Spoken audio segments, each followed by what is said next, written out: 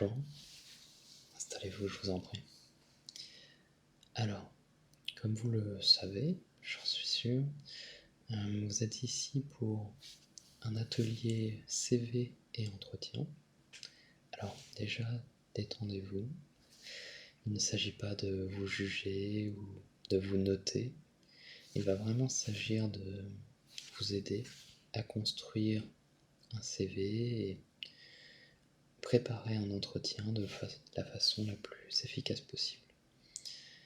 Donc, tout va bien, ne vous inquiétez pas. Je ne suis pas la personne qui va vous recruter, mais je suis là pour vous aider à être prêt à affronter toute éventualité. Alors, j'ai avec moi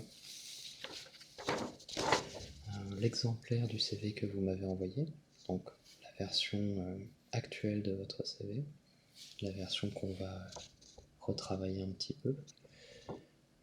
Donc déjà,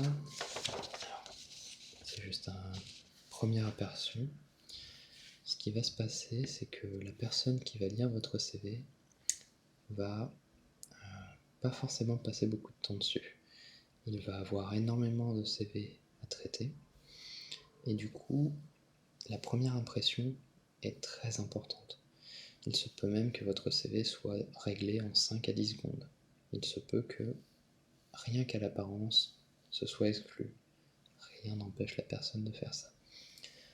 Alors, comme je vous ai dit, détendez-vous. Il n'y a rien d'inquiétant dans votre CV. Je suis certain qu'on va créer quelque chose de très vendeur. Donc là, en l'état, déjà vous avez bien ordonné vos catégories. Donc, par contre, vous en avez oublié une. Alors, c'est peut-être mon imprimante qui est mal passée, mais vous commencez directement avec votre formation et je ne vois aucune de vos coordonnées qui en général sont par ici. C'est mon imprimante. Non? Vous avez... D'accord. Donc, on va corriger ça alors. Donc, ne commencez pas directement par ce que je dirais le corps du CV, avec donc vos capacités, votre formation ou votre expérience professionnelle en fonction. D'abord, il vous faut une partie en haut avec votre nom, votre prénom, votre âge, éventuellement votre date de naissance. Ça dépend des différents types, des différents pays aussi. Certains pays vont être plus attentifs à la date de naissance qu'à l'âge. Ça, ce seront des petits détails qu'on va régler lors de futurs entretiens, si jamais vous avez besoin de précision concernant un pays en particulier, par exemple. Il vous faut aussi une adresse email. D'ailleurs, faites bien attention, si vous n'en avez pas une, essayez de créer une adresse mail qu'on pourrait qualifier de sérieuse, car il peut être très mal vu d'avoir une adresse constituée par exemple d'un pseudonyme. Nous sommes nombreux à avoir fait une adresse un petit peu pour jouer ou ce genre de choses. Mais du coup, ce n'est pas cette adresse que vous devez mettre sur un CV. Il vous faut de préférence une adresse avec votre prénom, votre nom, ou vos initiales, mais quelque chose qui soit vraiment plus professionnel. Et vous pouvez éventuellement mettre une photo ou non. Alors là, c'est un sujet qui fait débat.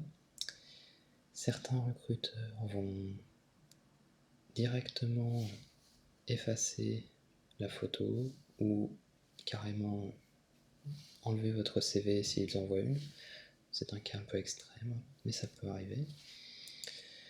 Et d'autres, au contraire, vont peut-être être influencés par cette photo si vous êtes évidemment bien présenté, avec un cadre adéquat. Je vous montrerai plus tard des cas à éviter. Et d'ailleurs, pourquoi remettre à plus tard ce qu'on va faire maintenant. Donc, vous montrer par exemple un cas à éviter.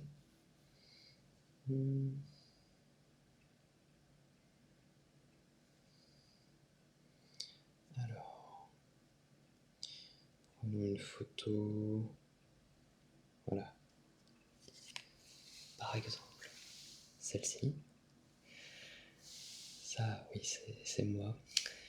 Mais comme vous voyez, ce n'est pas du tout ce qu'il faut produire. Car là, on voit déjà une photo prise devant un miroir. Ce n'est pas conseillé, évidemment. Une photo qui est un peu détente, pas très sérieuse. Ce qu'il vous faut, c'est plutôt une photo. Essayez de me prendre en photo là en ce moment, par exemple, virtuellement bien sûr. Une photo sérieuse dans un cadre assez neutre, pas au milieu d'un festival ou quelque chose du genre. Voilà.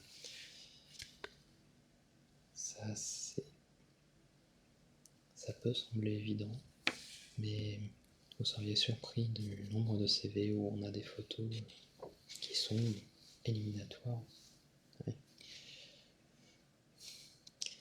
Du coup, vous pouvez en mettre une ou non. Si jamais vous n'êtes vraiment pas confiant en votre capacité à donner une photo qui vous mette en valeur, qui apporte quelque chose, n'en mettez pas, ça ne sera normalement pas un désavantage. Donc n'oubliez pas non plus votre adresse et votre numéro de téléphone, très important. Ensuite, là, vous avez commencé par votre formation, puis vos expériences professionnelles. Alors, dans votre cas, c'est un cas assez mitigé en quelque sorte, car en fait, dans un CV, on va vraiment tenter de privilégier ce qui vous met le plus en valeur en premier, en tout cas entre formation et expérience. Si vous venez de sortir d'une école, que vous n'avez pas beaucoup d'expérience professionnelle, et si jamais vous avez fait des études supérieures, ce genre de choses, il est très recommandé de les mettre en premier, car c'est cette formation qui va vous différencier par exemple d'autres candidats, qui peut vous donner un avantage. Mais ce qui est très important aussi dans les CV, ce sont les expériences professionnelles. Alors dans votre cas, vous avez fait une belle école de commerce, une belle université aussi avant, donc vous avez vraiment un parcours qui est intéressant, qui a sa place en haut d'un CV. Mais je vois quand même que vous avez déjà eu 3 expériences. Alors, un petit stage, pas très important, donc il faut le mettre, mais il ne va pas beaucoup influencer. Par contre, je vois que vous avez eu aussi un rôle plutôt important dans une entreprise pendant près de 2 ans. À votre âge, c'est quand même assez rare. Et donc, alors là, ça sera à vous de voir. Le CV est aussi, c'est à la fois quelque chose de très formel, de très carré, mais en même temps de très personnel. En fait, le but est d'utiliser et de respecter des règles tout en arrangeant l'ensemble pour nous mettre en valeur. Et en plus, un CV n'aura pas le même impact en fonction de la profession voulue, en fonction de l'entreprise dans laquelle vous l'envoyez. Il peut être revu très différemment. Par exemple, dans le monde artistique en quelque sorte, tout ce qui est designer, on voit très souvent des CV qui ont des effets visuels, on a même parfois des CV en ligne, des CV sous forme de jeux vidéo, et pour eux, c'est une très bonne idée, car ils montrent leurs compétences tout en faisant le CV. Ils prouvent le contenu rien qu'en réalisant le CV. Donc pour eux, c'est un très bon point. Par contre, si dans votre cas vous cherchez un rôle de commercial, eh bien, mettre en forme, ça peut aider, évidemment. Une belle mise en forme sera toujours plus appréciée qu'une mise en forme plus classique, voire une mise en forme parfois un peu très peu soignée. Mais pour autant, il ne faut pas non plus rentrer dans l'extrême. Si vous produisez un petit jeu flash qui contient votre CV, ça peut être très sympa, mais est-ce que ça va toucher le public que vous visez? C'est ça qu'il faut se demander en fait en le préparant. Et donc là, dans votre cas, je serais tenté de mettre d'abord votre expérience, car ce poste que vous avez tenu pendant 2 ans, en tout cas moi, il m'a marqué directement. J'ai trouvé que c'était un point très important. Et je doute que je sois le seul dans ce cas, évidemment. Enfin, je ne suis pas non plus spécialisé dans les CV pour des postes économiques, mais j'ai l'habitude d'en voir un certain nombre. Et je pense que ce point mériterait d'être un petit peu plus mis en avant. Mais pour autant, ça se vaut vraiment, car votre expérience, votre formation est vraiment très vendeuse. Alors, excusez.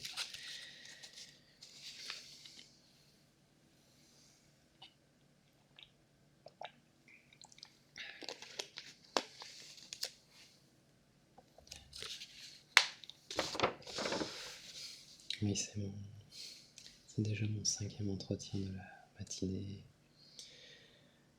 Eh bien, ça demande pas mal de dialogue. Du coup, on peut passer à la suite. Alors, vous avez mis une section qui m'a un petit peu surprise, car vous avez mis une section informatique et langue. C'est assez étrange.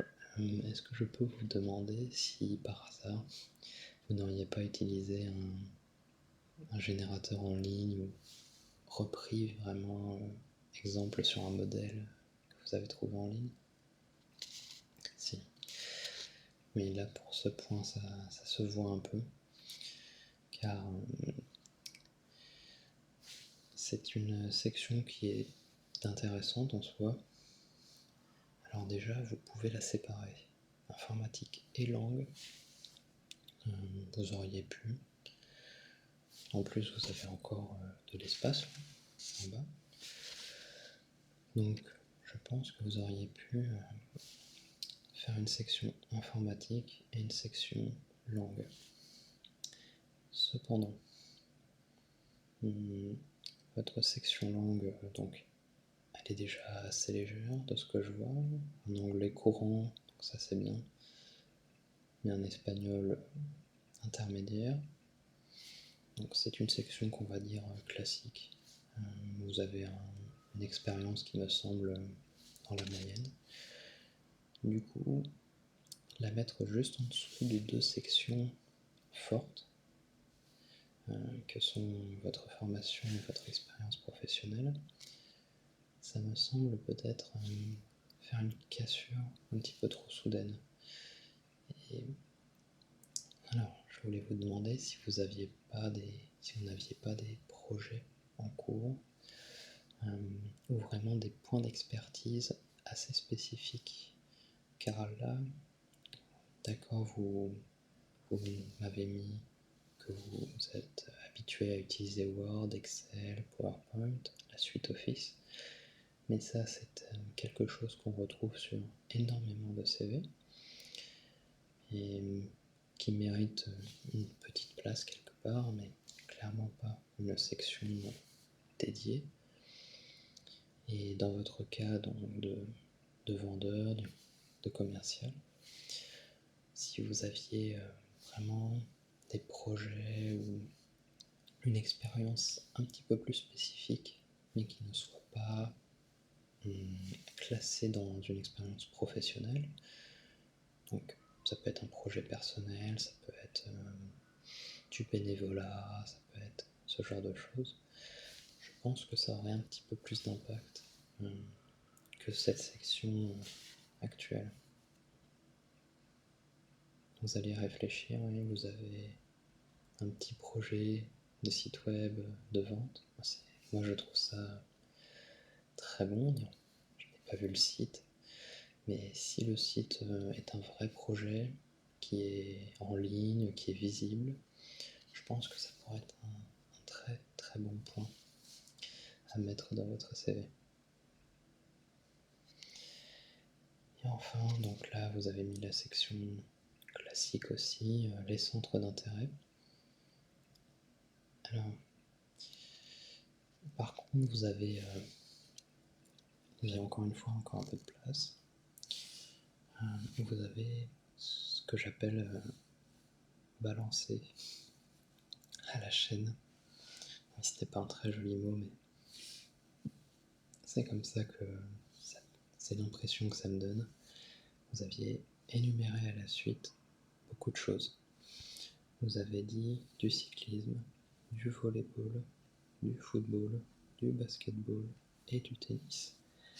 Alors, c'est quelque chose de très intéressant. Ça montre que vous êtes impliqué dans beaucoup de sports. Mais par contre, justement, ça ne montre pas à quel point vous êtes impliqué. Là, vous avez fait une liste qui pourrait être très bien des stages d'une semaine chacun. Ça montrerait votre curiosité. Mais ce n'est pas suffisamment explicite. Ce qu'il faut, c'est préciser si c'est à votre avantage la durée de pratique du sport. Par exemple, je ne sais pas, le cyclisme, combien de temps en avez-vous fait? Vous en faites depuis plus de 10 ans? Bien voilà. C'est exactement ce qu'il faudrait mettre sur cette ligne. Pratique du cyclisme depuis plus de 10 ans. Ça, c'est un très bon point. Est-ce que vous faites, parmi ces sports, est-ce que vous en faites à un niveau compétitif? Le tennis? Encore une fois, ce serait, je pense, un très bon point de l'ajouter. Pratique du tennis depuis combien de temps? 5 ans. Donc pratique du tennis depuis 5 ans, participation à des compétitions. Vous voyez déjà, ça vous fait 2 lignes. Peut-être supprimer les autres sports s'ils ne sont pas aussi importants, ou si vous les pratiquez vraiment occasionnellement entre amis. Mais là déjà vous avez 2 points qui sont déjà bien plus marquants pour un recruteur. Et donc je vois aussi de la guitare, donc un petit peu de musique, c'est intéressant. Alors j'ai beaucoup apprécié la précision sur les logiciels que vous avez utilisés pour la musique. C'est bien, ça montre que ce n'est pas juste jouer quelques petits morceaux à la guitare de temps en temps chez vous. Ça montre quand même que vous avez utilisé des outils musicaux. Ça peut être un plus. Donc là on a fait déjà un bon petit tour. Sinon, concernant votre police d'écriture, votre présentation globale, je n'ai pas grand chose à redire. C'est assez clair. C'est bien espacé, la police est bonne. Il n'y a pas de faute d'orthographe. C'est très important. Dans l'ensemble, je trouve votre CV vraiment prometteur. Je pense que en remettant un petit peu plus en ordre, en appliquant les conseils que je viens de vous donner, je suis certain qu'il va attirer des recruteurs. Voilà. Alors, pour la deuxième partie, donc, on avait prévu de parler de l'entretien. Donc, si ça vous intéresse toujours, évidemment. Oui. Alors, au niveau de l'entretien, c'est un exercice un petit peu différent, car il va falloir s'adapter aussi à la personne qui est en face, qui va peut-être tenter de vous déstabiliser. C'est un vrai exercice. Et il faut en même temps, une nouvelle fois, suivre des règles, des codes qui sont absolument immanquables. Donc, je l'ai bien vu, mais je le reprécise quand même. Évidemment, il faut attendre que la personne vous invite à vous asseoir pour le faire. Donc là, j'ai bien vu que vous aviez attendu, donc c'est très bien. C'est quelque chose de vraiment tout simple. Ça semble élémentaire pour beaucoup de gens, mais une fois arrivé au moment de l'entretien, pour peu qu'on soit un petit peu stressé, j'ai déjà vu des personnes s'asseoir un peu précipitamment, avec sûrement la volonté de finir au plus vite. Mais du coup, ça a complètement donné une première mauvaise impression d'entrée, et ça influe forcément la suite. Alors après, ce qu'il faut évidemment, c'est attendre les questions, mais il se peut aussi qu'elles soient un petit peu surprenantes. Les recruteurs font souvent preuve d'imagination au niveau des tests, de la façon d'évaluer. Donc il se pourrait très bien que la personne vous demande tout simplement, dès le début, présentez-vous et expliquez-moi pourquoi je devrais vous engager. Ça peut paraître anodin, on peut se dire, je suis prêt à répondre à cette question, de toute façon, s'il m'avait posé plus de petites questions, au final, j'aurais fini par redire la même chose.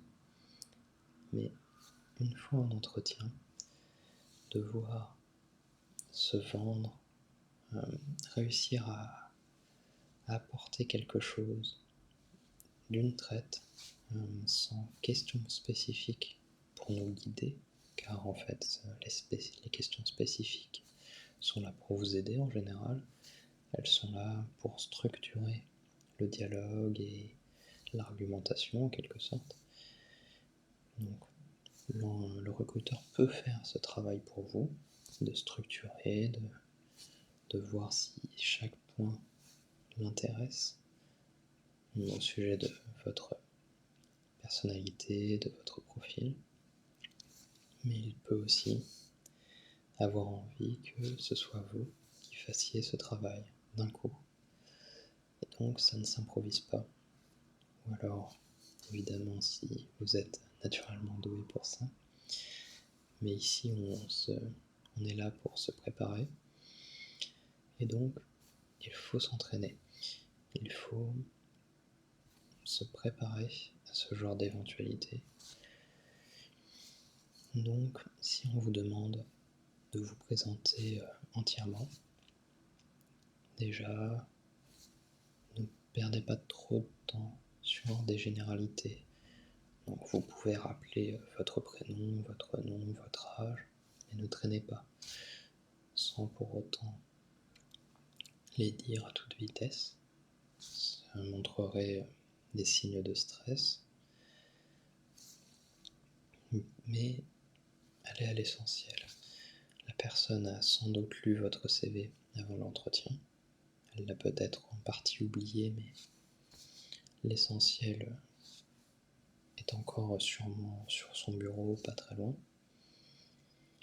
Et du coup, ce qu'elle veut, c'est voir votre capacité à parler, à vous présenter et à organiser votre propos afin de vous mettre le plus en valeur possible. Donc ça va être pourquoi cette entreprise. Donc ça, c'est en général quelque chose qu'on met, ça peut dépendre, mais Ça peut être en premier, mais alors ne traînez pas non plus dessus, car la personne en face va se dire: d'accord, je suis très content qu'elle ait choisi notre entreprise, qu'elle nous en parle avec intérêt, mais pourquoi je devrais l'engager, elle ou lui? Pourquoi? Qu'est-ce qu'elle m'apporterait dans mon entreprise?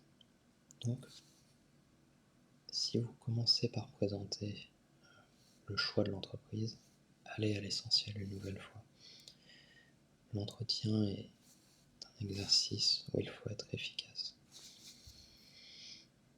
Non, ne vous inquiétez pas, encore une fois, ça peut sembler effrayant, assez stressant au premier abord, mais en fait, une fois qu'on s'est préparé, une fois qu'on a confiance en ses compétences, vu votre CV, je suis certain que vous en avez. Excusez-moi.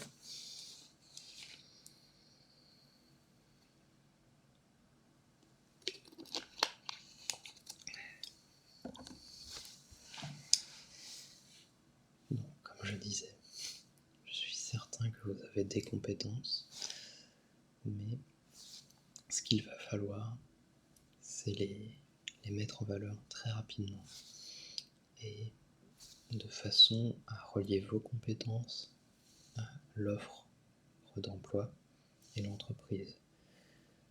Dans ce petit triangle, il faut d'abord préciser pourquoi vous pourriez répondre aux critères de l'offre d'emploi. Donc ça va dépendre de l'offre. Vous n'avez pas, il n'est pas conseillé de sortir un discours préparé, quel que soit l'entretien. Ça n'aurait que très peu d'intérêt. C'est comme pour le CV d'ailleurs et la lettre de motivation. N'hésitez pas à les modifier d'une entreprise à l'autre. Quand vous envoyez une lettre de motivation, il est souvent bon d'inclure le nom de l'entreprise et quelques détails qui fait que vous l'avez choisi, quelques détails qui fait que vous allez lui apporter quelque chose. Et du coup, ce sont des genres de détails qu'on ne peut pas forcément placer dans une lettre par défaut, dans un CV par défaut. Mon mot d'ordre, c'est une offre, un CV, une lettre de motivation. Évidemment, vous n'allez pas tout refaire à chaque fois. Pour le CV, il se peut même qu'il reste quasiment identique, voire identique, si les offres vraiment se ressemblent. Mais pour la lettre de motivation, il va falloir s'adapter un peu. Et donc, j'en reviens à ce que je disais, c'est pareil aussi pour l'entretien. Il faut vraiment préparer un entretien pour une entreprise, pas un entretien. Il n'est pas pour vous l'entretien. L'entretien, vous le faites pour l'entreprise. D'accord ? Très bien. Alors, du coup, est-ce que vous avez quelques questions particulières ? Là, je suis resté globalement assez vague, je suis d'accord. Mais je voulais juste, en fait, vous faire comprendre à quel point il est difficile aussi pour moi de vous donner un schéma à suivre. Ce n'est pas dans votre avantage de suivre un schéma que je vous aurais donné. Ça pourrait très bien marcher, mais ça pourrait aussi totalement aller à l'encontre de ce que recherche l'entreprise. Et je ne peux pas vous promettre qu'un schéma en particulier marchera mieux qu'un autre. Ce sera à vous de faire le travail de recherche, d'analyse de l'offre, et ensuite d'adapter pas vos compétences, vous ne pouvez pas vraiment adapter vos compétences, mais d'adapter votre façon de vous mettre en valeur. Voilà. Eh bien, si vous n'avez pas de questions, eh bien, je vais terminer cette petite réunion en espérant qu'elle vous aura aidé. Je pense qu'on a prévu un nouveau rendez-vous dans 2 semaines, si je ne me trompe pas. C'est ça. Et donc, ce que j'aimerais, c'est que vous prépariez déjà un nouveau CV à partir des conseils que je vous ai donnés. Si possible, une lettre de motivation pour qu'on en parle un petit peu plus en détail la prochaine fois. Là, je suis vraiment resté à la surface. Et aussi, si ça vous intéresse, je pourrais éventuellement vous faire parvenir par mail, j'ai votre adresse, une proposition d'emploi factice. Et si vous voulez, on pourrait faire un petit jeu de rôle où je serais le recruteur et donc qui aurait envoyé l'offre d'emploi que je vous aurais donnée par mail. Et le but serait de me convaincre de vous engager. Ça vous intéresse? Très bien. Eh bien, je vais vous envoyer ça dès ce soir ou demain ou plus tard. En tout cas, je vous remercie pour votre attention et on se revoit du coup très prochainement. À bientôt.